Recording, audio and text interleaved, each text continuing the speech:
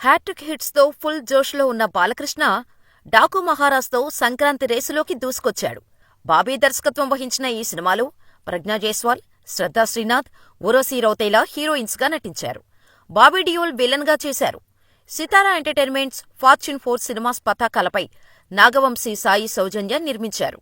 తెలుగు రాష్ట్రాలతో పాటు pan India లెవెల్లో ఈ సినిమాను తీసుకొస్తున్నారు.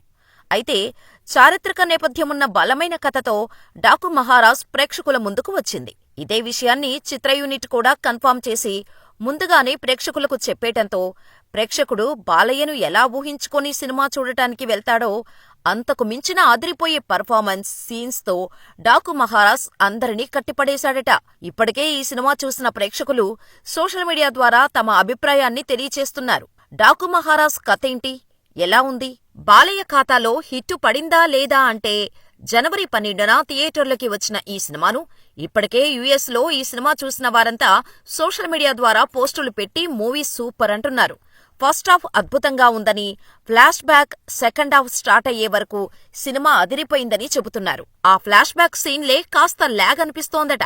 అయితే ఈ మూవీలో బాలయ్య కోసం రాసుకున్న సీన్లు, బాబీ ఇచ్చిన ఎలివేషన్లు అదిరిపోయాయని చెబుతున్నారు. ఇక తమన్ మళ్లీ తన విశ్వరూపాన్ని చూపించాడని, బీజీఎం అదిరిపోయిందని చెబుతున్నారు. టెక్నికల్ గా ఈ మూవీ చాలా బ్రిలియంట్గా ఉందట. అంతేకాదండోయ్, బాలయ్యని కొత్తగా చూపించటంలో బాబీ సక్సెస్ అయ్యాడట. ఇప్పటివరకు చూడనంత స్టైలిష్ గా, సెటిల్డ్ గా బాలయ్యను చూపించాడట బాబీ. ముఖ్యంగా మాస్ ఆడియన్స్ కు పిచ్చెక్కేలా బాబీ సీన్లు డిజైన్ చేయటం సూపర్ అంటున్నారు. అయితే కథనంలో మాత్రం ఎక్కడా కొత్తదనం ఉండదట. నెక్స్ట్ ఏం జరుగుతుందో ఆడియన్స్ కు ఇట్టే అర్థమైతుందట. చివరికి 30 నిమిషాలైతే మరీ బోరింగ్ గా అనిపిస్తుందని కొందరు చెబుతున్నారు. అయితే సినిమాలో వచ్చే బాలయ్య ఎలివేషన్లకు, యాక్షన్ సీన్లకు తమనిచ్చిన బీజీఎం బాలయ్య ఫ్యాన్స్ ని థియేటర్లో ఊగిపోయేలా చేయటమే కాదు, 2 గంటల 32 నిమిషాల పాటు బాలయ్య అభిమానులు పండుగ చేసుకునేలా లాక్ చేశాడట బాబీ. మరీ ముఖ్యంగా డాకు మహారాజ్, చిన్నారి మధ్య జరిగిన సీన్స్ అయితే ఓ రేంజ్లో ఉంటాయట. ట్రైలర్ స్టార్టింగ్ చూస్తే చెడు వ్యక్తులు డాకు అంటారని, మాకు మాత్రం ఆయన డాకు మహారాజ్ అని వాయిస్ బ్యాక్గ్రౌండ్లో చిన్నారి చెప్పిన డైలాగ్ అదుర్సనిపించింది. ఇదే రేంజ్లో బాలయ్య, చిన్నారి పర్ఫార్మెన్స్ ఉంటుందట. గుర్రాలపై బాలయ్య చేసే పోరాట సన్నివేశాలు అదుర్స్ అనిపిస్తాయట. 1991లో వచ్చిన ఆదిత్య 369 చిత్రంలో కృష్ణదేవరాయల పాత్ర ఎలా చిరస్థాయిగా నిలిచిపోయిందో అలాగే డాకు మహారాజ్ కూడా చరిత్రలో చిరస్థాయిగా నిలిచిపోతుందని బొమ్మ దబిడి దిబిడి గ్యారంటీ అంటూ ఫ్యాన్స్ చెబుతున్నారు. సంక్రాంతి బాక్సాఫీస్ బొనాంజాగా పేరున్న బాలయ్య అన్ని సినిమాల రికార్డ్స్ తిరగరాస్తుందని అంచనా వేస్తున్నారు.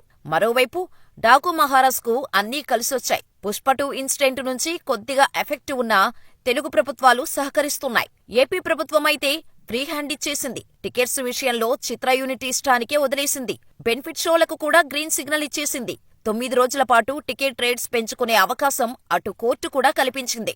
పైగా డాకు మహారాజ్ సినిమా కథ డిమాండ్ చేయటంతో ఖర్చు విషయంలో రాజీ పడకుండా తెరకెక్కించారు. సుమారుగా 150 కోట్ల రూపాయల వ్యయంతో నిర్మించారు. ఇక ఈ సినిమా వరల్డ్ వైడ్ హక్కులు సుమారుగా 83 కోట్ల రూపాయలకు అమ్ముడుపోయాయి. ఈ చిత్రం లాభాల్లోకి రావాలంటే ఈ మూవీ 84 కోట్ల షేర్, 168 కోట్ల గ్రాస్ వసూళ్లు రాబట్టాల్సిందే.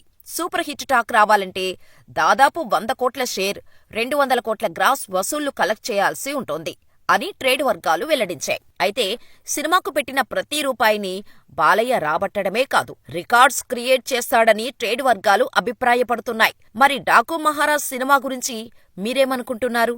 సినిమా చూసి ఉంటే మీరు ఎంత రేటింగ్ ఇస్తారో మాకు కామెంట్ చేయండి.